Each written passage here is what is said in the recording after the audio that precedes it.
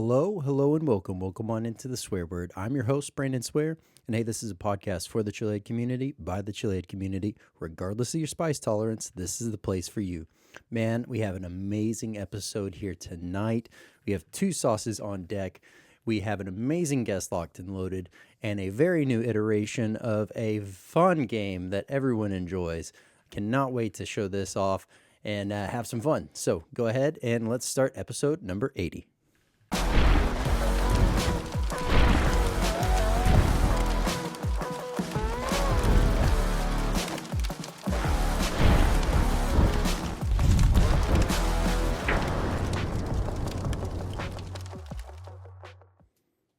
What's going on, Swear Nation? So glad to have everyone here, ready, rocking and rolling, whether you're tuning in on YouTube, Spotify, Rumble, or Apple Podcasts. Thank you so much for being here. Thank you so much for being a part of the show and making it what it is. Hey, continue to share this out with other like-minded chili heads and continue to grow the community. Or, if there's some individuals that are just curious about the world of spice and maybe how that could fit into their life, highly recommend sending them on over here because we cover everything to do with the world of hot. Up tonight, we have two amazing sauces on deck for Hot or Not. Both of these sauces are not, readily available for purchase. So this is going to be much more of a fun, nice mix. These were sent to me by some great friends. So wanted to check these sauces out and review them here on the show tonight. There will not be an official scorecard for those, just simply because ultimately they're not for sale products. So, it's no need to really tease how that's going to actually pan out. But also, we have the amazing Michael Feeney as our guest here tonight. Can't wait to dive in with him, talk everything, life of a chili head, how he got started, and the journey that he's been on to get where he is today. We have, a very fun new iteration of, no longer is it the sauce gauntlet or the pepper gauntlet. Tonight, we have the spicy gauntlet. So we will all be, enjoying that one here tonight. So if you would have answered the challenge of the overall spice gauntlet differently, let me know in the comments. Let me know what you would have changed out that might have been different than what Feeney ends up selecting. And let's do this. Let's go ahead and jump on over to Hot or Not.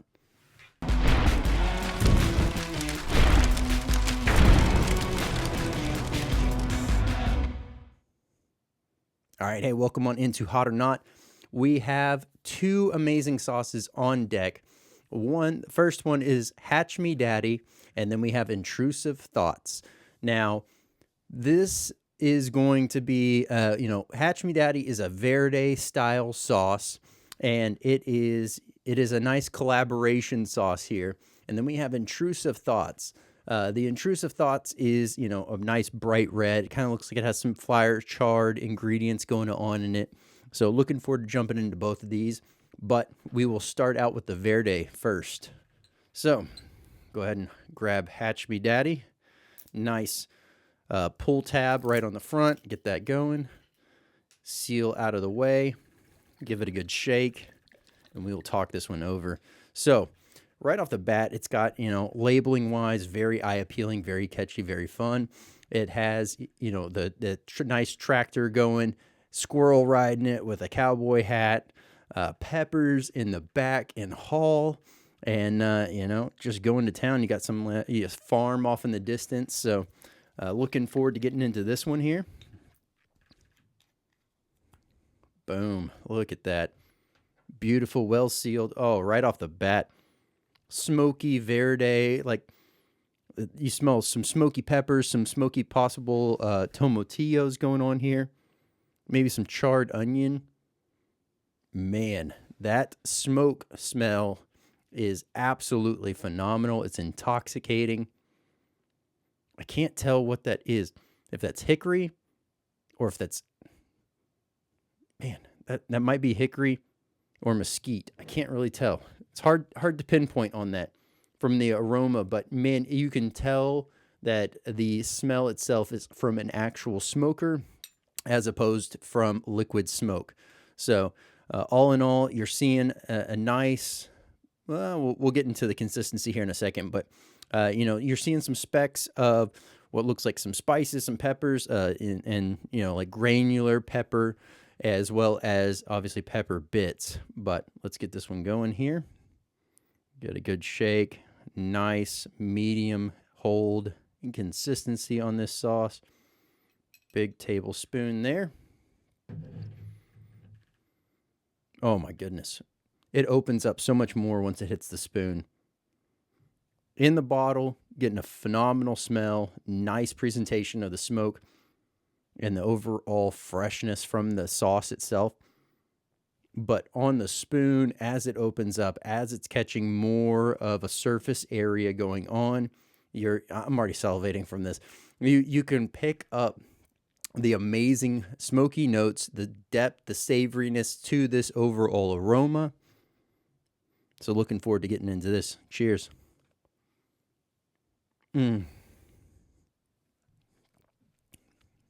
Wow. Wow, that is phenomenal.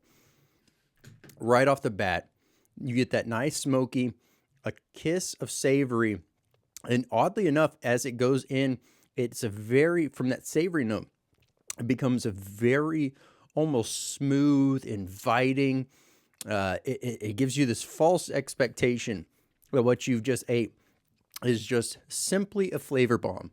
And then the second that you're like, man, that was really good, I wonder where the heat, before you can finish saying that, you start to taste the pepper notes. You start to feel the peppers as they build. And this one latches in all over the mouth, the back of the throat. It starts to hit a little bit in the chest, nothing too bad, but all in all, just parked on the throat, a nice low to nice, medium sizzle on the back of the throat. All in all, phenomenal sauce. Very well done. The smoky nature of this sauce as well is not overpowering or overriding any of the other ingredients that are going on in there. We do get a little bit of a herby note that's going on. Can't quite pinpoint what that might be, but man, definitely loving that. We will we'll do this. We'll go ahead and put the cap back on this one. And I want to see, overall flow, nice medium consistency. This is going to be phenomenal on, breakfast tacos, sandwiches, burgers, pizza, you name it. But I think I'm going to end up saving this one mostly for my breakfast burritos, man. And, some pizza and some burgers really will probably be the main area that I use this on. I will say, as we're, sitting here right now, it's been, long enough for the burn really to be in full swing. And really that initial heat, like I said, it's almost a false invitation to, hey, slather up a whole bunch more, you'll be perfectly fine. And then it starts to kick in as to where the burn, as that burn really starts to set in, man, it latches in harder to the back of the throat and it just really cranks it up. You really start to feel it start to build in that sizzling roar on the back of the throat. And with every single, word spoke, it just continues to increase and almost reset the burn going on. It is you can just feel it flickering in the throat, left and right. Absolutely phenomenal work here. This is a sauce that Feeney had some collaborations on and with, so absolutely knocked it out of the park. Great job there. This is also looks like co-branded with Alpha and Omega, so FJ, who likely has a hand in this, considering the squirrel and the tractor on the same bottle. But man, phenomenal work, guys. Loving that one. Let's do this. Let's jump into some intrusive thoughts. It got a very catching label, very fun, playful imagery. The devil sitting on your shoulder, whispering to you, just open this bottle. You'll be fine. Just pour a big ol' helping. You'll be fine. So, got to let these intrusive thoughts in. Once again, Nice perforated pull tab on the side. Go ahead and, you know what? It's been a while. I'm going to go ahead and get out the knife. We're just going to go ahead and open it anyways, just because I miss the sake of opening a bottle with a knife. There we go. Throw that to the side. Get this one a good shake. Once again, this has a nice, bright red color to this overall sauce. A bit more of a flow than, say, Hatch Me Daddy. This is, really looks like it's going to be absolutely phenomenal. Just from the visual appeal and look only, this screams killer taco sauce right here. Hatch Me Daddy would also go phenomenal on some tacos. That is for sure. Cannot wait to try that on there. This does have some nice overall body as far as to the sauce. You can see the ingredients. Some are charred, like I said. There's some seeds going on there. Looks like some overall spice blend, possibly. Just digging the look and appeal on this one. Oh, man. Absolutely amazing. Let's get that going here. Here's what we're going to go do. Nice healthy tablespoon. With this one being a little bit more of a higher viscosity and a nice flow to it. Wanted to make sure that I keep this pretty stabilized, as last time I made a nice healthy error and kind of slid some off the spoon on a previous review. So cheers.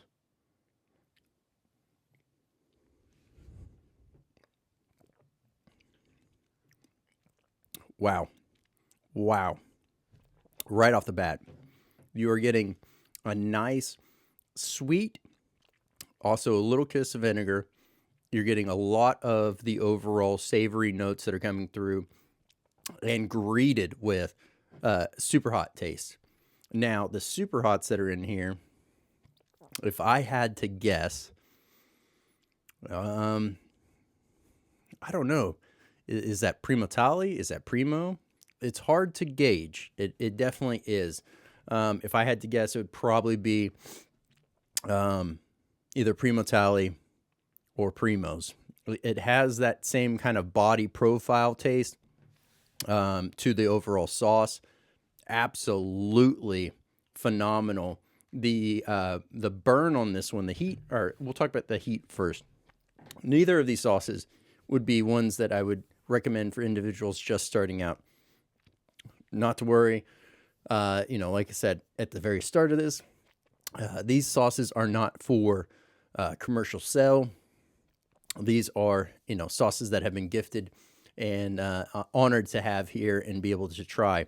Now, the heat of intrusive thoughts is you get about a 5 to 8 second window of nice overall flavor. Really just this great body coming forward on this sauce. But all in all, the heat quickly kicks in, ramps up, latches onto the front of the mouth, the gums, the tongue, really starts to build. And at that point, you really start to feel it go towards the back of the throat on the burn side of things. And as that burn kicks in, you're feeling it slightly in the chest, nothing too crazy, nothing in the gut, but all in all, an absolute mouth scorcher, and back of the throat is just nice sizzle going on there. I'm very curious to know what ingredients were fully in here as far as the heat source. You do see some bright pepper bits in here, nice bright red pop. That fire roasted almost tastes like, because the sweetness that's in there isn't really like a pronounced sweetness. It's almost as if the sweetness that you get from either caramelizing, onion, or fire roasting, because there's fire roasted. So maybe that was part of that. I'm not too certain, but all in all, phenomenal stuff there. I can actually feel this one give a little bit of a nose tingle on that. Scratch my nose, actually, now that I'm saying that. But phenomenal stuff. very nice heat on both of these sauces. Between the two, man, it's hard to say, but off of a single tablespoon each, I think Intrusive Thoughts might be slightly hotter than Hatch Me Daddy, because just the way it burns, the intensity, how it's been building, how it's been staying. I know those two were kind of back to back, but typically if you have something initially that is hotter, and then you have another product that is, not as hot, it doesn't go up in heat. It typically would either stay where you're at or it would decline. Right now with this one, I can feel it ramping up just a bit, and it's a longer duration so far. By the time I had opened up Intrusive Thoughts, Hatch Me Daddy was really kind of on the exit for the heat.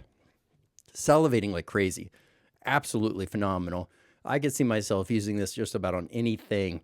Also, that would be one that I would want to incorporate as well in with a dressing, simply because it leaves so much room for being able to utilize in different dishes and on different items as far as food it goes, and really being able to let it shine. The body on that, if you were to pair that with, say, like mixing up some olive oil, a little bit of a splash of additional vinegar to really kind of bring forward the other ingredients, like mixing in some salt, some peppers, some herbs, and really kind of making that the base of a very spicy salad dressing. The flavor provided in this from the smoky notes, but also from the overall pepper notes that are coming through here. Very pronounced pepper notes on this one, Intrusive Thoughts. So that would really make that shine, and it would be a lot of fun. So kudos there.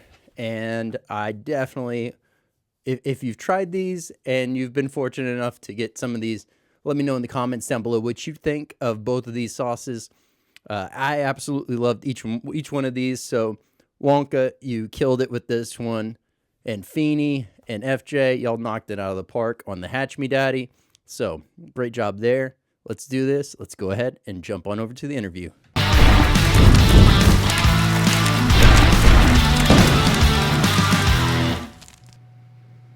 Feeney, how's it going? So glad to have you here.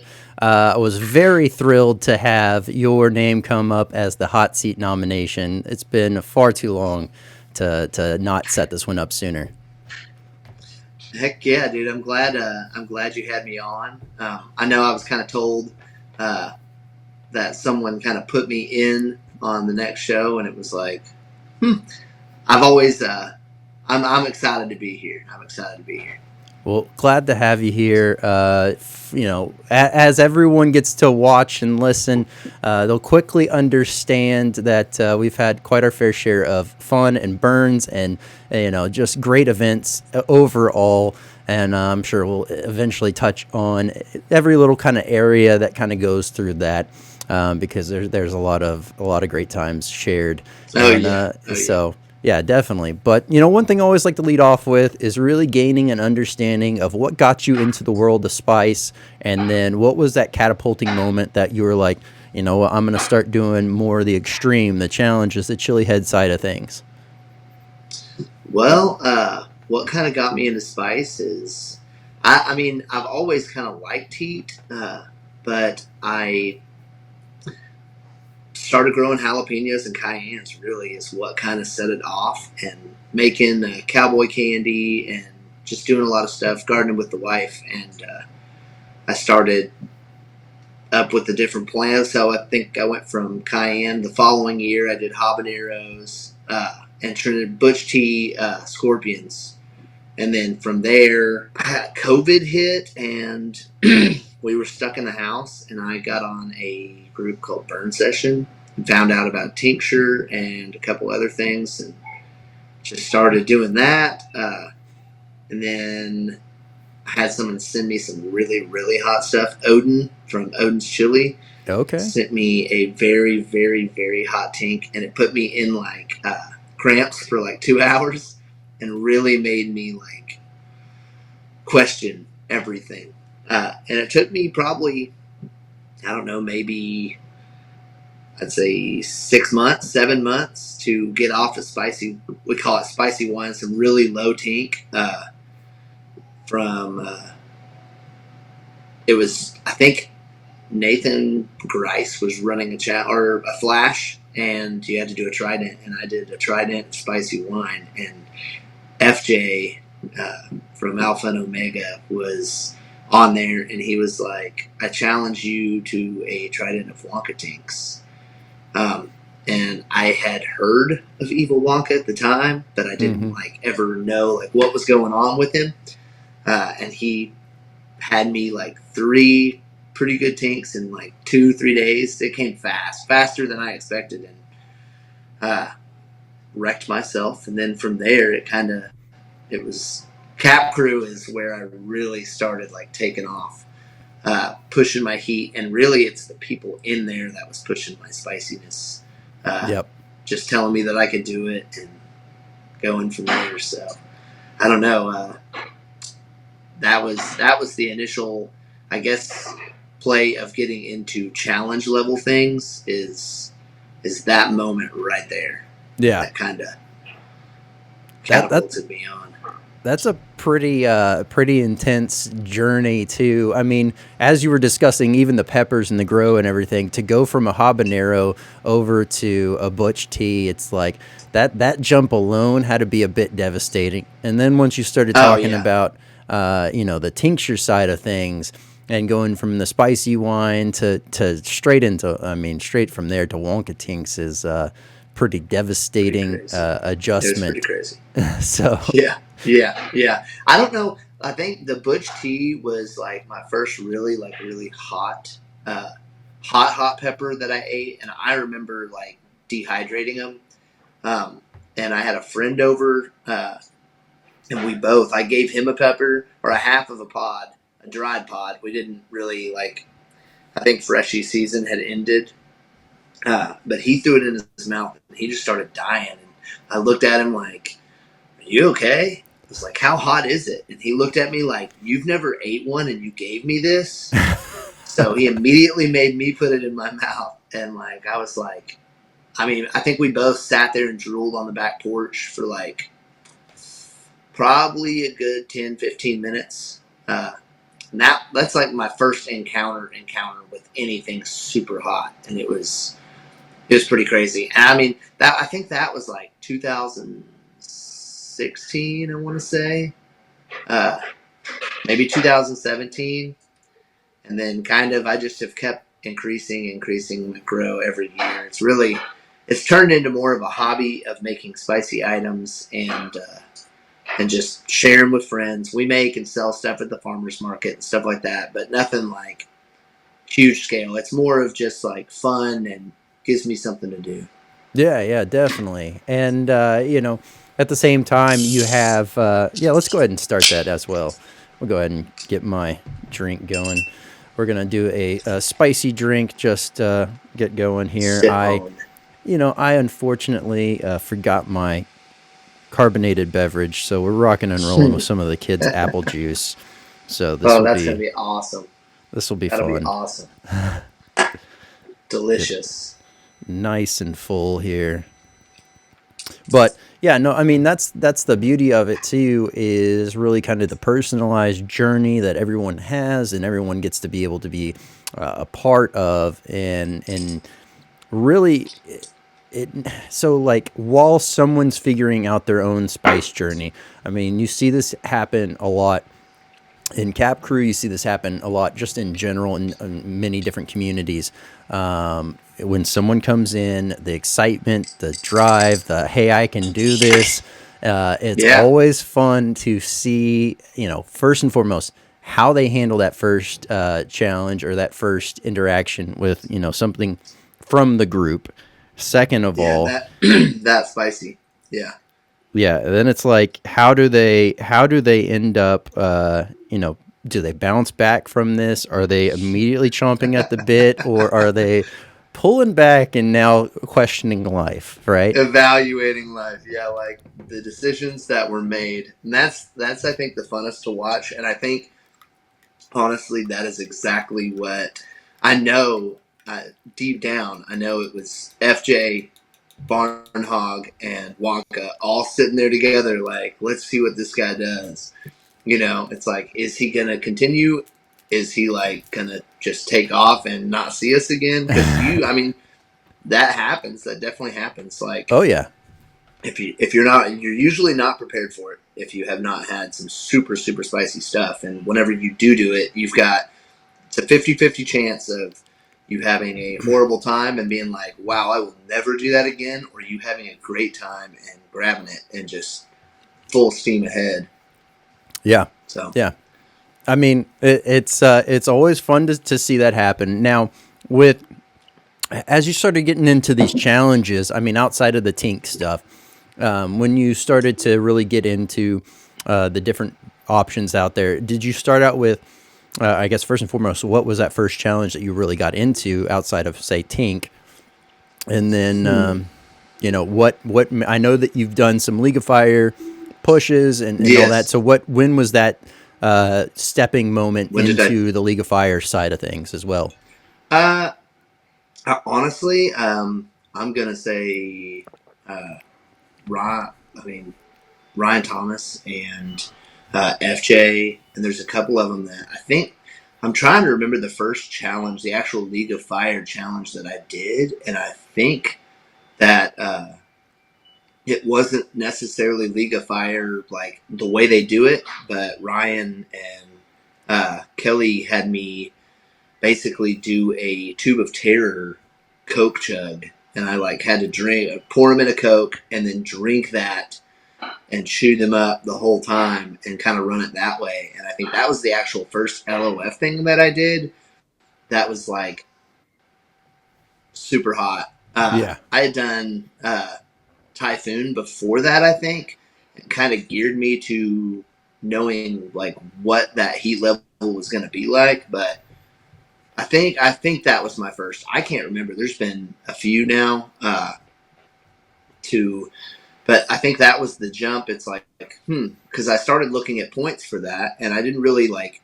I've always been told that Cap Crew is like boot camp for LOF, but I'm gonna say that honestly, I think LOF is boot camp for Cap Crew, because the challenges in there, I'm not saying both of them are good, and people can see it different ways, but it's like you're not really. I don't know. It's both of them are an awesome world. It's just I can definitely see that, and to that point, at the same time, like I can't think of a better word for it, but so this might not be the best description for it, but League of Fire, there's there's some guidelines, some rules, some regulations. The same happens in Cap Crew, but to the standard at which League of Fire views things is a little bit more, toting the line, if you will, as to where Cap Crew is much more creative. It's more the no holds barred. It is whatever your imagination. To the moon, dude. Yes. To the moon. Yeah. So there's no limit. Like there are rules, but there is no limit. As long as you do your own challenge, like you can take it sky high. But no, I agree. I think I had an amazing time. I haven't really done LOF this season at all. I wanted to take a pause. We had I think last season, my wife was pregnant, and she was like sick for the first 2 trimesters. So she was on the couch or sleeping a ton. So really it was just me to my own vices. And that's why I think I did so much, like actual challenges. But I think my biggest push in LOF was 21 unbearable ones from Old Agnes for the world record for, a good portion. I held it for like 4 to 5 months probably. And then that was pretty intense. It was more chocolate than I ever thought that I could eat. I think that was the biggest push, was just putting that much chocolate in my body. And then you've got Chris Fergali that came in like a wrecking ball and took it to 26, which is absolutely insane. Insane. It's wild to think too, because like as you're saying, It's not definitely in the challenges like that, but when you're talking like stacking challenges, and there's already like a nice hearty amount to eat in one thing, that Yeah. the you're also combating against the gut filling up as well as the heat, taking you under. Same Yeah. thing could be said with these pepper competitions, like the one that we were in October. You know, Yes. that was also, while that was scorching hot pods, that was also a lot of peppers to keep in the stomach and keep down. So you know I definitely if you wasn't there. I mean, you like absolutely. You and Corbin were like, it was insane. Like, I think I quit at 9, and you guys went to, was it 40 something? Yeah, so I finished at 40. He had completed all 43. And it was one of Yes. those moments I heard that he had like one pod left or something like that. And I just remember turning and just clapping it out. I was like, there's no point in like pushing myself through this right now. It's just like, Yeah. I'll eat these, but it wouldn't alleviate the It's not speed going to change. round, right? Yeah. Yeah, so Yeah. Yeah. Dude, and that's what's crazy is that speed round. It's so, like, that is tough. I think that people underestimate it a lot, but, like, I'm not a fast chewer, and I think yep. that's why it took me. I think it took me like an hour and 40 minutes or longer to chew up that challenge. And it's like, it's just that's a lot of jaw work. Let alone like as well as I do, 30 minutes in, like your gut probably more than that or less than that. Your gut really starts heating up, and then not only is your mouth on fire, but you're like trying to work past those cramps in your stomach and trying to just keep it all out of your head. Yep. Yeah, that It was is. It that was seems to be the admirable to most watch. crucial and key thing is really when you're talking any kind of spice in general, if you can get your mind in the right state and you can just shut out everything else and just focus on whatever it is, whether that's just a clear mind or you have a spot Yep. in that you reflect on as Your like happy a place. happy place. There we go. Yeah. And stuff like that. Like that's what pushes you forward. That's what keeps you going. And a lot of people will get into it and they'll try spicy things and it'll just be like the mouth sting or whatever will deter them from ever pushing past that without fully Mm-hmm. understanding and knowing that these different peppers and different things really kind of hit and they come into play in varying ways, right? Oh Like yeah. habaneros sting the mouth, like that they're very known for stinging, as to where Yep. those early on lower heat peppers really attack the tongue and the gums real hard, and then Yeah. those higher ones you're talking more the Hit the stomach, the back of the throat, the throat and the everything stomach. else. Yeah. Like Yeah. it's a wild ride Yeah. there. Yeah. I don't like it's awesome to watch people push like that because it is. I mean, it's really mental. I mean, it's like I'd say 20%, 15, 20% physical, and the rest is all in your head on trying to push it out. But even like I think most of the time it's when the cramps start coming because they do like when you're really getting to those top levels of challenges and of pepper comps, uh, the cramps can really start hitting, and that will take your mind out if you aren't careful. I mean, Oh yeah. 100%. It's hard to fight past that. So people that do like your 40 peppers is it's crazy just where you had to go mentally and the push on that is I mean, most people if you've done some hot stuff and you've had cramps, you know exactly what I'm talking about on how awesome it is for you to be able to just push that out of your head and go Yeah. all gas. Yeah. Yeah. Well, and I mean, I guess we can also, briefly touch on that as well for those individuals that are watching and listening that may not be well versed in that, and maybe they are, as I was just saying a second ago, kind of having that mental block, that fear of, hey, that was this pepper here was already too hot for me. What makes me think that one over there is even gonna be manageable? But it also comes into really like, so we'll use habanero for example because I actually talked on this as well last week. There's habanero or last episode, the habaneros itself sure, have their own heat level range, kind of bouncing around a certain area. And ultimately, there's a lot of other peppers that kind of hit that same gap, but they have a different flavor profile. They have a different way that they go about things. Yeah. And it's really fine-tuning it in that way to kind of find what fits best for you and what your personal preferences are. When you were making that jump from, say, the habanero to the butch tea, obviously you quickly just dove in head first, but like what was your was it just like, hey, let's do it, or like how did you go about that? I think it was just more of a hey, let's do it. But whenever you're like, if you're at a habanero, like that's a pretty good jump. So you've got jalapeno. Most like your local grocery store items, you're going to get a jalapeno. You can possibly find some cayennes, but it's a habanero is the next step up. So that's a pretty good jump.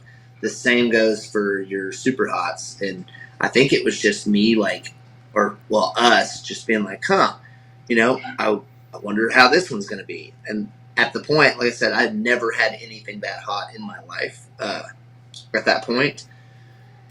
And it was just, I'm more of a jump right in kind of guy.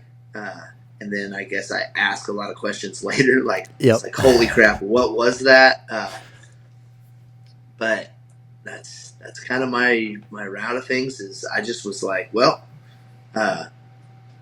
technically, I made him eat it first before I tried it. So whenever he found out, I don't even know if I probably wouldn't have ate it.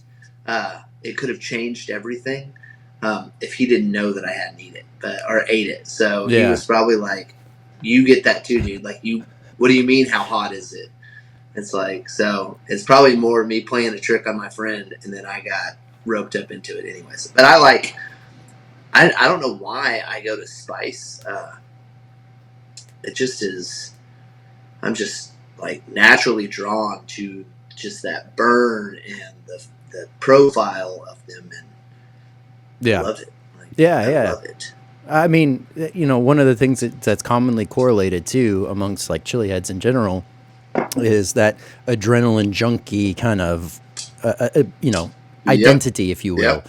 And so it seems to be the common outlet or place of refuge to alleviate other things in life that, you can put yourself in a much better place just by using capsaicin, right?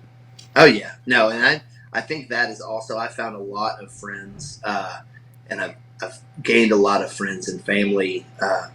And I think that's probably, I've been clean a little over 10 years now, and I basically used anything and everything, and God brought me out of that. But this is definitely a place that I always push my limits. That's my problem is I don't have a limiter. So anything that I do, I'm going to do 100%. I'm not going to just dip. I just dive in the pool. So to find other brothers and sisters that also do that, use capsaicin to go to that place, because it's not going to mess you up. I'm not going to be selling all my stuff, or it's not going to put me in a bad place. It is definitely, I'd say it is a place where we can go to still find that adrenaline. Yep. Or those limits that we don't have in other things. Yeah, that pain receptor kicking in, also dumping the endorphins, which then causes the whole cycle of what your body is like initially wanting and needing, if you will, and it helps you get back on track. So, once again, congratulations on that stint is definitely, most people struggle to make it a week, right? When they're battling things, and so that's no small feat. So congratulations on maintaining that and really staying true to bettering yourself, Jesus. bettering your life. That's Jesus. That's the only person I can account for it. Yeah, it's always great whenever God comes into our life and is able to really touch us and guide us and help mold us into who we are supposed to be for Him and His grand plan. So yes, 100%, dude. 100%. Definitely. What's that? Go ahead. Oh, I was going to say the other side of things within Cap Crew and really finding these challenges out. Now, you also, or I should say, collectively, the Feeney household has brought a lot of joy and in some cases pain to some folks through challenges and interactions and all that stuff. So I wanted to touch on your experience of making, whether that be tinctures or crafting these very smart but yet fun and painful challenges that roll out to select Oh few. man. So yeah, I mean, Ah, when did you start making your own tincture? We'll start there. so I actually I made my first tincture out of Burn Session. It was another group in on Facebook, and I was taught by Rich Moran.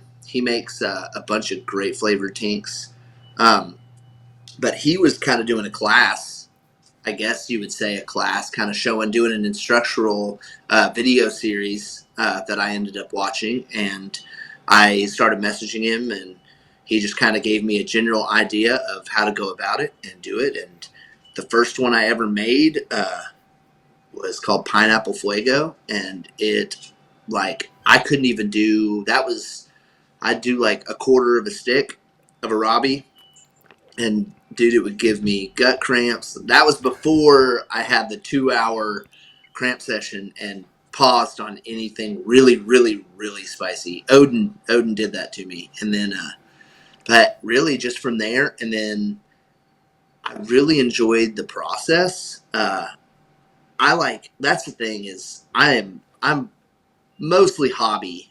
It's really just to hurt my friends and let my well, it's not really hurting. It's to bring enjoyment to my Yep. friends and Yep. myself through pain, if I'd say. But I just from growing peppers to making powder to picking like everything, just the whole everything with heat. Just I have get such joy from it. Yep. So I think that kind of plays into like just wanting it to taste really good, wanting people to really enjoy it and be like, man, that is really tasty. Uh, I'd say on the challenge part of things is the bigger brainchild. I just come up with some random stuff, but also from my friends. A lot of things, as everyone knows, gets drawn up and have like in back chats. Yep. So Messenger, like people come up with stupid ideas, and then we're just like, "Hey, let's do this." But I'd say for any good challenge that I've put out, my wife has had a pretty big part in it. She really enjoys it too. She's grown to really enjoy crew and kind of it makes her think out of the box in ways that we can have fun and just take it to another level with entertainment and spicy. Yeah, yeah, definitely. And to that point, it's like it's so beneficial. Also, now I know that she'll do some burns every so often as well. Mm-hmm. But to have someone that's maybe not so heavily inundated in the burn side to look at something, have enough understanding of what's going on to then be like, okay, a little bit from box A, a little bit from box B, and then Oh we're going to yeah, create this great scenario. And yeah. I mean, absolutely phenomenal It there. works. So It does work out. It works out pretty well. She is very talented with some games that she has put out. We really started like crafting. I think making spicy. It started with honey. I think right before tincture, um, and we kind of just. I think I tried it in a farmer's market. I forget where it was at. If it was in Conway or somewhere more southern Arkansas, and then from there, that kind of pushed us into making spicy honey and then selling it at the farmers market, and then the tincture kind of rolled on from there. So yeah, yeah, definitely. yeah, Now, I do want to touch on that as well. So with the farmers markets that y'all do attend, and when y'all attend those, for anyone that's local to the Arkansas area, or even within close enough proximity to make it out to some of those, where can they typically find y'all for that, and kind of what are y'all's offerings that y'all do bring when y'all go there? my wife is really big. We're like we try to be like from farm to table or from scratch cooking. So she makes a lot of sourdough, stuff like that. We haven't really done the farmer's market since she found out that she was pregnant. We kind of paused on it. And we've currently like paused and halted all like honey making, anything like that. So at the moment, you probably couldn't find us unless you knew it. If you were in our area, you would automatically know probably who we are somewhat, and then could pick it up from there. But she would do like sourdough, anything sourdough, from bread to cinnamon rolls to like you name it. And then we would sell honey, and then I started making tincture and would kind of, I don't really like sell that much. Mostly that is like kind of a food truck. I'll sell it to a few food trucks so they can add a little bit at a time to spice up their meals or whatever their salsas that they're making. Or so, but I would say we are local North Central Arkansas, so Mountain Home. Our plan is to get back into honey. We have like 4 to 5 gallons that we need to make. We just have not. Hudson's just now starting to crawl. It's a season. Yeah. And we want to be there for him as much as possible at this moment before we are really getting our hands, dipping them in multiple baskets and trying to just run rampant. We have a small little farm, so we raise pigs, we beekeep, and we had chickens, but we're slowing everything down, and it's like everything around. We have squirrels. We've always got something going on, so it's we really have to put our time to a certain area, and we have too many irons in the fire, as they say sometimes. So no, definitely makes sense. And that, I was definitely going to touch on the squirrel rehab side of things. Obviously, wanted to touch on that, but real quick, I wanted to. I actually had a pretty great conversation with someone recently that. As well, that like actually the main thing they do and the only thing they do is around the grounds of beekeeping. They have many different hives all over the different areas. Like they'll go contact other individuals that will be like, hey, I have this giant plot of land, nobody's on it. Yeah. And they're like, hey, can you set them here, set them there? And they go to the extent of doing like the pollen collection and all the things. Like, how in depth do you go into like all the use cases that go in with the honey, or is it just to craft out for the honey itself? Really just to craft out for the honey itself. Bees are awesome. It's so crazy how they work. But we really like just got into them we try to eliminate sugar in our cooking and stuff like that. So we use the honey instead. And it's really just to be more like clean eating, I guess, is why we got into honey. And then I think I had like 20 peppers or 20 plants. And then it was like, you know what, I'm going to add these in and start making some spicy honey, and then kind of went from there. But it's more or less just for our clean eating. We don't really sell it much unless I do spicy honey. So we don't really try to give it out unless it's specialty. Yeah. Well, the only reason why I ask is, like I said, that person does a lot of, how they use all the different components, but they're saying that ultimately the pollen granulars or whatever, it almost looks like little rocks. They were like, you just put these in. You can either take it as a scoop and put it in your food or whatever to help build up natural allergens and stuff. Yeah. And I was like, that is huge, because no, I didn't have allergies until going on deployment. And once I came back, because all the burn pits and everything, then I came back to the U.S. and I was like, why am I sneezing so much? Am I sick? What's going on? And man, so I've been trying to find natural, safe remedies, because like, the stuff they put in the allergy pills aren't the worst, but it's also not great for you. So we try to. I will rarely, since my past, I'll rarely use Tylenol. So I'd say the bee pollen is excellent. We buy it. It takes a little bit. They make like a scrubber that you can put on the front of your hive that will, as they go in, it collects and it'll drop their pollen off. We just haven't done that yet. it's really, like I said, we're just more honey, but it is so good for you. That doesn't mean that we don't buy it and use it ourselves. We just Yeah. source that from other places instead of taking our own. Yeah. But there's just honey in general is so good for you. It's Yeah. like It's one of those wild foods that like it doesn't ever go bad. You can always like basically no, reheat it and it gets back to its normal yeah, state. yeah. I think It's they pretty found cool. something that was 3,000 years old, and it's like so great. Like, Yeah. yeah, it's just something that will last.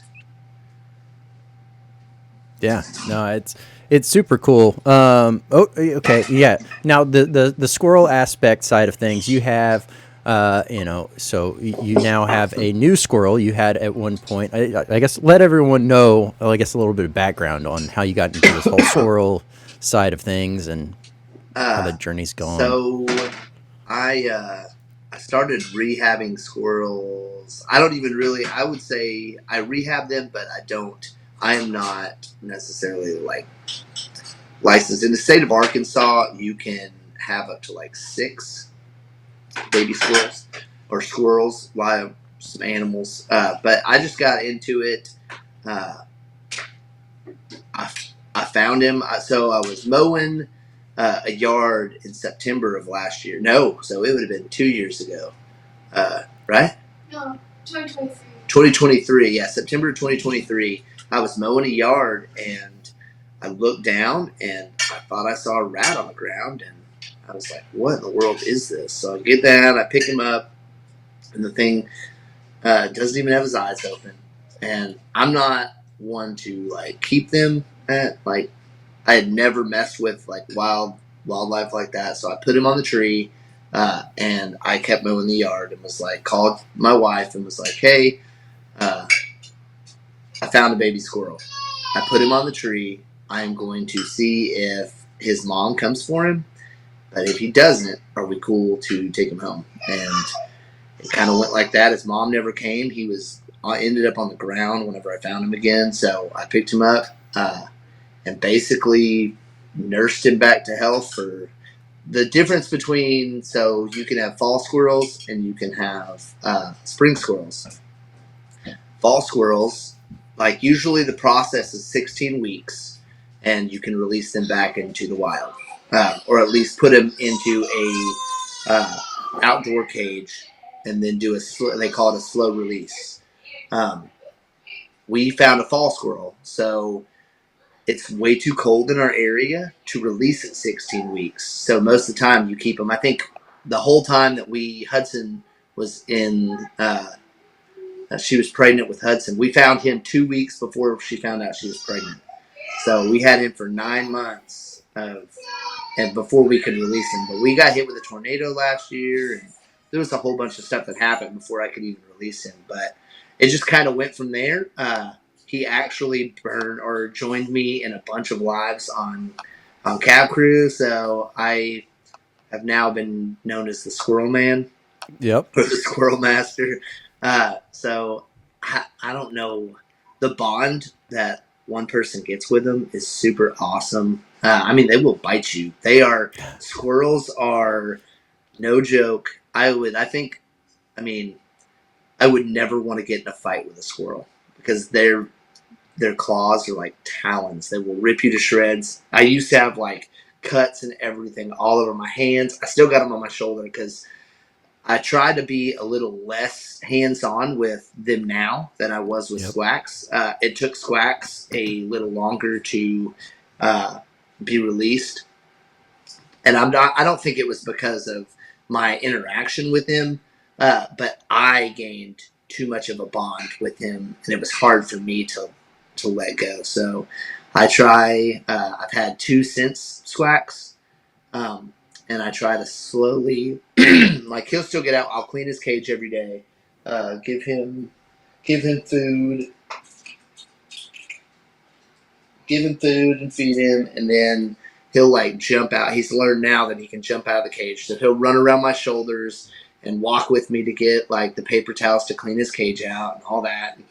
So, but like to the extent of like letting him roam free in the house like we did with Squacky, it's way different. He's more caged, and I think it'll be better off in the long run of him being used to it than going to outdoor and back into the wild. Because the whole goal of taking in these squirrels is to get them back where they belong, back in the woods.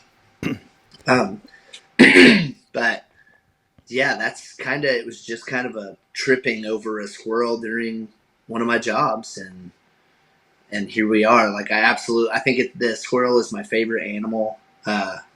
They are just awesome. So I can probably see myself maybe now I get calls for them. So, I mean, I didn't really tell anybody about it, but they just now kind of come to me. So I feel like it's spirit led.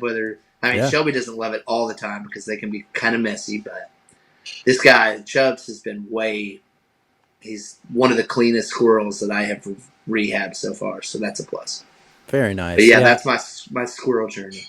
Yeah, I wanted to tie into that because of how many times you've done different lives and so on with, you're doing whether you're doing a spicy chug or what have you, and then you would see Squacks just running back and forth or eating on something in front of the camera. It was always a lot of fun. It's super fun. I think I love going back and watching those videos with Squacks on him. Literally, he'll just snack in the camera or get mad. Yeah, it's really cool. It was fun. Yeah, definitely. I need to do more lives with Chubbs, but it's been and it makes sense that you wouldn't want to have that, I guess not have it, but just reduce the amount of the emotional attachment because it is one of those things that you go into it knowing that you're going to help the squirrel get in a better place and back into nature, and And I love every one of these animals. Like I love Chubbs, and it will still be hard to release him, but it'll be less heartache on me. Dude, I remember with Squacks when I finally let him go. He came around for a month and a half after, and he would still like eat from my hand and jump on my shoulder. But dude, I was out looking for him, and when he started to wild up and like take off and make nests somewhere else, that was tough. Like that hit me pretty hard on like. It's just like, that's your baby. Like, I mean, he was my baby and he took off and he just went and did his own thing. So you just have to know that you're doing the right thing. And even though it's going to hurt. So I'm trying to deflect that a little bit. Yeah. Which I've got Hudson now. So it makes it a little easier also is because I have a child. We just can't have a squirrel running around and jumping on things and climbing our curtains. And you got to be a little more careful when you got a newborn and a baby. So. Yeah. All right. So, now, I could not let this go by before we jump on over to the game without asking, as far as challenges and things that you've done spicy-wise, what has been the thing that has left, whether or not it was the most wrecked that you've ever got off something, but maybe it was the one that is always going to be ingrained in your mind. Do you have one of those that stand out? I'd say my all-time favorite, and probably one of the hottest, it's probably Typhoon, which is a Evil Wonka creation out of Cap Crew. Every time it does the same thing. It just like puts you on the floor, and I mean, it's just intense heat. 16 million. It's like, I mean, I'd say it kind of compares to the LOF challenge by the Holy Cow Lick. I think it's Harvest 912 put out. But it just amps it. It's double the heat. And it's just, it's an all-around amazing challenge. I've done it twice, and I'd say that is probably my favorite wrecking that I have received. That will be memorable. It's the one I go back to every time. Like, dang, if I could do that 2 nights a week, like, I'd probably do it. But it definitely pushes the line, like 100%. Nice. Okay, well, here we will jump on over to the game. So let's go ahead and kick it on over there. Sweet. All right, here we go. We have a very special curated game just for you right here. This is now we have the Sauce Gauntlet, we have the Pepper Gauntlet, and tonight, while this is the Gauntlet number 11 to ever roll out, this is the first iteration of just the Spicy Gauntlet. So, Ooh. here is how this one plays out. And for everyone that is watching, listening, and this is maybe your first time checking out the show, I will go through this here bracket challenge, at which point what will happen is you will determine which one moves forward, and ultimately there is only one winner. So by you eliminating something does not mean that you hate that product or dislike it or would never touch it again. Just someone simply has to win.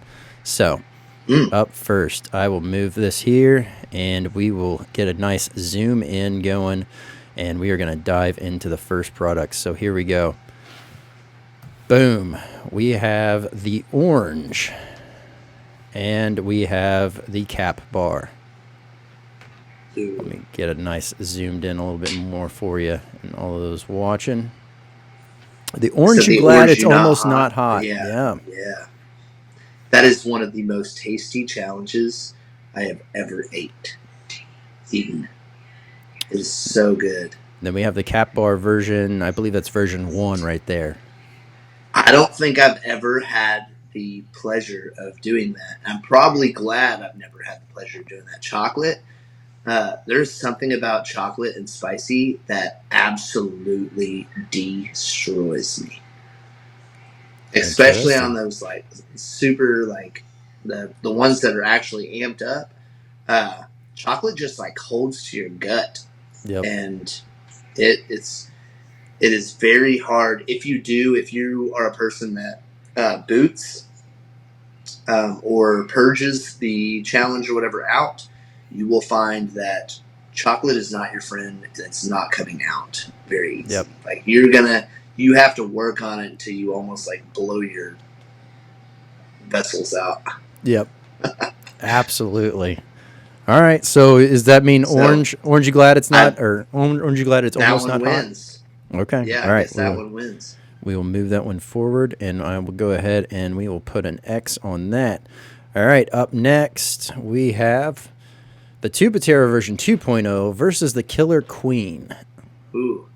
I have done the Tube of Terror. It is hot. It is super hot. But I've never done the Killer Queen, so I guess I cannot say. I've just gone off of what people talk about, and I'm thinking that the Killer Queen stomps on the Tube of Terror. But the Tube of Terror is tasty for peanuts. I think I had the old edition. I don't know if I've had the newer ones. Yep, these ones are corn nuggets on the 2.0s. I have not had the corn nuggets, so I've had neither of those ones. I've just had the straight peanuts. So I don't know which one wins. I'm going to say, since I've had the Tube of Terror is 13 million crystals. I'm going to say it's got to be the winner. All right. And it wrecked me. Simple enough.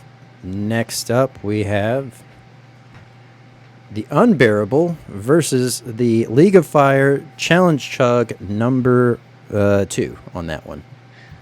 So again, I've never done the challenge chug. I'm not a big one on chugs. I haven't done too many of them, but the Unbearable one I have done 21, and it is absolutely delicious and a winner for me. All right, boom, simple enough.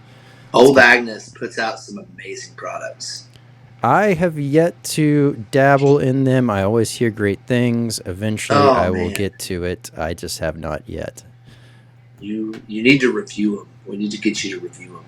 There we go. What are these? So we have the Holy Cowlick, and then we have the C3. Cosmic Skittles. Yeah. So I have a pack of C3s in my spicy shelf, but I've never done them yet, or I have not tried them yet. But the Holy Cowlick is, I think I've probably had 4 or 5. No, I probably had 6 or 7 of those. Like, they are top notch. I said I go for the Typhoon, which is very similar. Yep. So it is the LOF challenge that I really like. Excuse me. And also, you get a great amount of points for that challenge for the price. Like, that is another reason that is an amazing challenge, is because it's like $10, and you get 8 points for it, which is huge, huge. Yeah, definitely. Let's. I like it. I like the thought process. We will now redirect over here and take a look at this side. Now, here's where it starts to get a little bit more engaging. So we have the original Tuba-Terra, Okay. and then we have the Moab. Moab. So, know kind of how this one's possibly going to shake out. The Moab, I've heard, is absolutely brutal. I did not get a chance to do that one. Again, it's a chocolate, and like those bars are crazy. Yep. I have done that Tuba-Terra, and that Tuba-Terra got me burning pretty hard. I think at the time with it in a Coke, I did not do it like it was meant to be done, but still had me like at a 5, 6, which is pretty warm in the state of things. So I'm going to say it wins. Okay. Yep, I've had both of these. The Moab. What do you think? The Moab I strictly didn't finish because of the amount of chocolate. I don't like that much. Isn't it like a half pound is just way too much. Way. It's tasty, but it's just way too much chocolate. Now I've done also the Tuba-Terra. Tuba-Terra, I believe it was like either the week it came out or the week after it came out, because it was Zest Fest. Right after that had been announced, and I got my tube. I got home in normal fashion, did not prep, and did the whole thing. And man, my whole body was vibrating. That was my first experience with a true endorphin dump, and rode that out for quite some time. And probably the one vibrations of the most, are insane. Yeah, probably one of the most violent burns. You're disgusting. You're disgusting. Like, I don't know how you do it. You are an animal. Like, that's what's crazy about you, is you go to the links like everybody else, and you push yourself farther than I've seen a lot of people do, but you do it no prep, which is even more, like, if I'm going crazy like that, I'm eating a peanut butter banana sandwich with honey, and I'm like really, really like going to try and prep my way through that. My brain can't comprehend how you could do it without, because that's immediate cramps. Man, I don't know. I appreciate the very kind words. It just doesn't work out for me. Every time I've tried to prep, anytime I've tried, I don't know if I'm just doing it wrong. I know everyone's kind of told me their things. I've tried some of their things, and then it wrecks me so much harder than just going straight in. Yeah. So I don't know. That's crazy. Wild. But up next, we have one that's very familiar with you. Actually, both of these are. The Rung of Fire, the Robbie edition. And then we have Pizza Extreme. Ooh. Dang, that's hard. Either one put me in a state of cramps. I think I got to 8 Robbies on that. But Pizza Extreme, I'm going to say Pizza Extreme wins that one. Even over stacking. That was a good one, but we saw, I think Charlie did 13 Robbies in that. Uh-huh. Yeah. I think that was it. Yeah. That was wild. That was one I wanted to jump into, and I just never did. That was shame on me. It was fun. It's definitely a take. It was a takeoff of Jaws's pod run. It's usually piggybacking. One person would eat one pod, the next person had to eat 2, and I was just like, why don't we try that with Robbies? Yep. Why not? Brutal. Again, one of those ideas. Yeah, one of those ideas is just like, let's see where this goes. I didn't expect so many people to jump on and it to go where it went, but it did awesome. Yeah, definitely. Next up, now this is the first one is for Ramen Delight. We'll just put it that way. It doesn't matter which version, but Ramen Delight. Okay. And then we have the Little Nitro. The Little Nitro. Ramen Delight definitely wins. Pastor Bruce, he does an amazing job with flavor profiles and everything. I've done the Little Nitro. it's not like it's hot. Gummy bears. I mean, in that same sentence with the Ramen Delight is Pastor Bruce. Anything he puts out is amazing. But I think that's some of the best noodle challenges that I've ever done was actual Ramen Delight. He sent me number 3, and I have not had a chance to do it yet. Oh, And that's I so heard he tasty. really, really upped the heat on that one. It's so tasty. So, It was definitely reasonable. It's a lot of fun. It's definitely hotter than version 2, but version okay, 3 was I loved it. I delicious. enjoyed it. Okay, did the flavor profile like Oh yeah, stick the out with flavor you? profile still was just as amazing, and it That's literally legit. was. It was as if 2 just got a notch up in heat, and I think the flavor overall, there was something that was different. Was it lemongrass, or was there no lemon? I don't know, something like that. There was one of those Yeah, ingredients that was kind of slightly different, and it gave it a different body flavor, but with kind of keeping very similar notes. It's almost like seeing someone that has a younger or older sibling. They look familiar, but they're not quite the same, right? So yeah, yeah. That's a great. That's a good way to look at it. up next, we have No Anesthesia, and we have the Oh, the Angry Bears. Bears. Mm, that's tough because I got wrecked by both. I'd probably say Angry Bears hurt me worse than No Anesthesia, even though No Anesthesia was intense. Uh, I think I only made it on the first set of Bears Bruce sent me, and they were actually, I think, toned down comparative to what he usually does. Uh huh. Uh, but Angry Bears definitely wins that. It absolutely wrecked my gut. You can see me on. You can go back and look at that video, and I just start rocking at 7, and I can't go anymore. I think I actually scared a bunch of folks away. I was like the first one or second one to do it. It was it was a top notch challenge. Man, man, oh man. I Oh definitely. man, I'm seeing where this is going now. Yep. Now it starts to get even harder. So let me zoom out for everyone that's here. Now we are down to the final 8. We have Orange You Glad, It's Almost Not Hot versus the Tubaterra 2.0. Then we have Unbearable versus the Holy Cowlick. Then we have the version 1.0 of Tubaterra versus Pizza Extreme. And then we have a Pastor Bruce Duke out for the final 2 of Ramen Delight versus Angry Bears.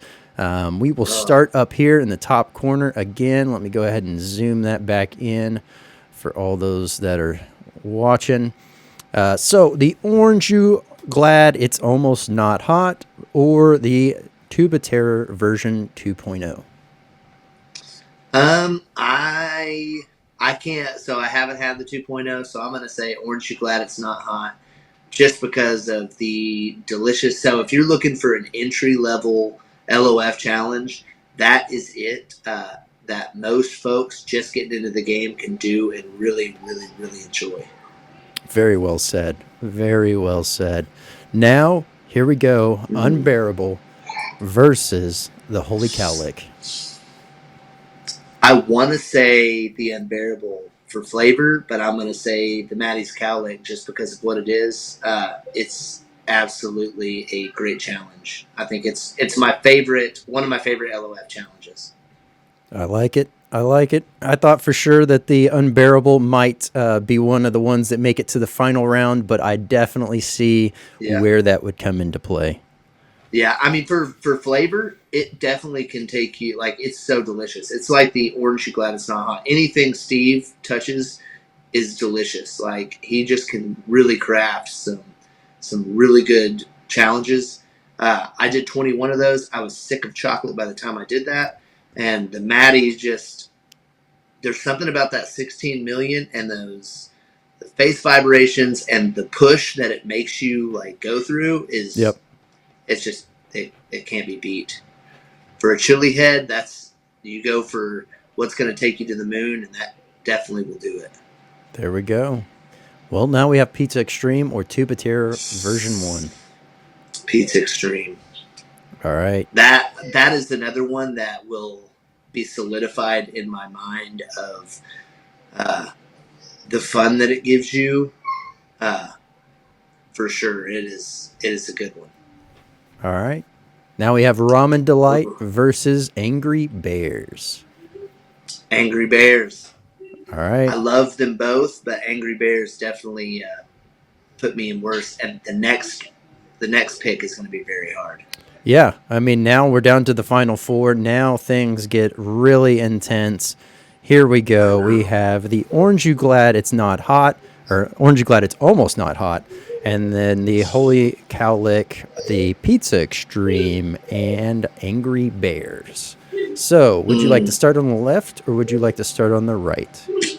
I guess let's continue left and run in. All right. But I think Maddie's Cowlick is going to beat the Orange You Glad It's Not Hot. Simple enough. It makes sense given the Yep. next matchup that's going to come into play. So let me go ahead and I'll amplify that one up a little bit. And while I'm doing that, what are you thinking on Pizza Extreme or Angry Bears? I'm trying to put myself back in the bathroom floor to which one was the absolute worst. I think that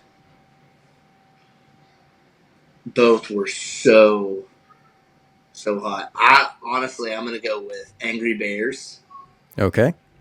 because I only ate 7 out of the 40 or so that came in the package, and it wrecked. Like I was wrecked. Pizza Extreme is hot, and you catch the aftermath later. Yeah. The burn is so delicious on that one, especially because you love. I mean, I love pizza. I'm kind of a pizza guy. Yep. So it was just awesome. But yeah, Pastor's Angry Bears were definitely hot. Especially if I would have ate 40. I only saw somebody eat, I think, like 6 sets. I think Derek Layberger got the farthest on it, and I think he ate like maybe 30 or 40 bears out of the 50. I think it was Man. 51 because there were like generals and then there were little bears, and it's a record. And Man. then between those two, I love me some Maddie's Cowlick, but for heat wise and for it annihilating you, I would say Angry Bears wins this. Okay. Angry Bears. There we go. I like it. I like it a lot. We'll get Angry Bears over here in the center. Pastor Pastor Bruce definitely Bruce. knows how to hurt people. Yep. Yeah. He's got these bears have been haunting, taunting, and inflicting pain on individuals. So, very well played. Overall, what did you think of the game? How did you feel That was that awesome. went? Man, I did not. I'm glad that some crew challenges got thrown in there. I definitely bring more light to it. I feel that the game went awesome. I wouldn't have said that Pastor Bears would have won in the first, but they definitely.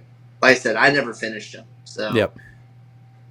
I only watched one person do it, and he still couldn't finish the whole box. It's just something that will wreck you. That's it. It'll annihilate you. If you want to get annihilated, eat Pastor Bruce's Bears. Absolutely. It that was a very fun way to go about that. I definitely wanted to bring in some crew challenges. I didn't want it to be completely crew dominant because ultimately, got to make sure that everyone's able to kind of get an understanding and feel for what is out there. Some of these were catered towards entry, some of these were more extreme, and some of them were a little bit more niche. So that was a great game. And like you said, it brings light to how things are comparative. So say you've only done LOF and you're like, man, I've done Maddie's, that one's crazy. Are you saying that this one is crazier? It's like, yeah, it could definitely be that way. I mean, I think Maddie's is a great challenge. I really do love. I think that's one of my favorite LOF challenges. I think it is, hands down. But I also gear towards the 16 million crystals. Yep. And that one I think is extract, but same place. It's just we want that bigger heat. But Yep. No, definitely, definitely. All right. Well, here's the moment where you get to do a nugget of knowledge. This is geared towards individuals. We'll cater this one towards individuals that are interested in burning, or maybe they've been burning, but they're, kind of trying to work through that threshold. We touched on it earlier.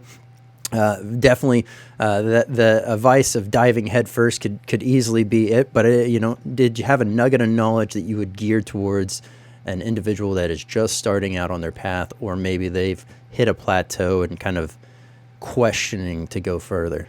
Don't be scared. Don't talk your way out of it. Like, get out of your head and just do it. It's only going to hurt for a minute. I mean, Yep.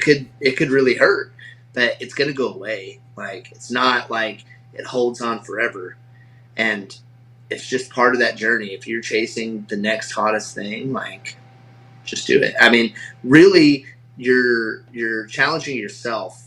The only person you're up against is you. Yep. You've got to get past like that voice in your head saying you can't do that, dude. You're not going to be able to do it. It's like, I think my top is stacking like 12 Robbies, but I think the first time I ever did it, I was talking to a very close friend, Barn Hog, and he like pushed me.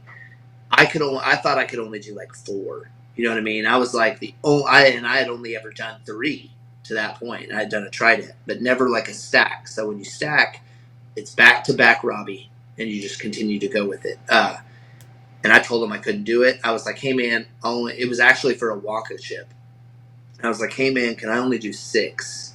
Like, will you be able? I came back at him with trying, to get a lower amount of Robbies to have to do to earn that coin. And he was like, nope, 7, you got this. Like, I already know you can do it. So quit trying to talk yourself out of it. And it was like, okay. I was like, fine, I'll do it, but I'm only going to be able to do 4. Well, lo and behold, I hit all 7, and it was hot. It was at that moment, it was the hottest thing that I had done. But it's like pushing yourself and like that's what's awesome about that group is they see and believe in you. Just like you on that stage when you were eating that 40, you were getting cheered on. We believe in you. Yep. And you were just fighting yourself, pushing to that point. So it's really, if I could give a nugget, it's just do it. Like, don't be afraid. Get out of your head. It's only going to hurt for a minute. And you'll be glad that you pushed yourself to it. Absolutely. So I guess that's my nugget. Yeah.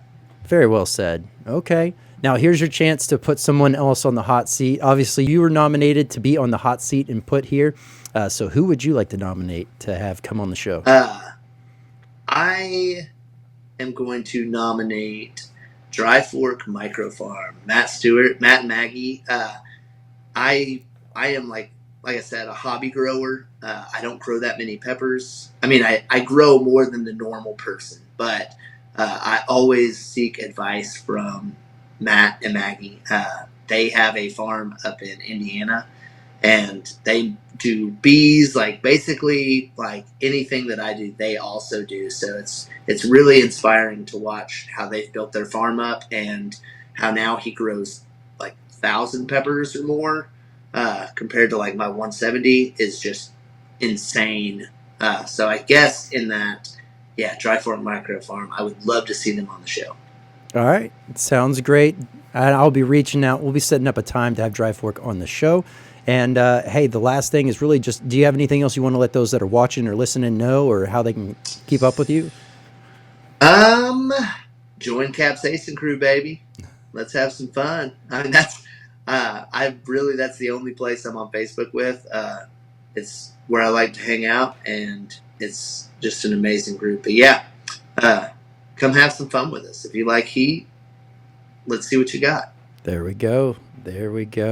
Well, Feeney, thank you so much for coming on. It has been an absolute pleasure having you on here. Obviously, this took way too long to get you on here, but we'll definitely have to have you back. We'll have to have a nice, bigger panel going on as well, and maybe some fun shenanigans planned at the same time. So thank you again for coming on. Hey, thanks for having me, Brandon. You have a great day, brother. Thanks, you too.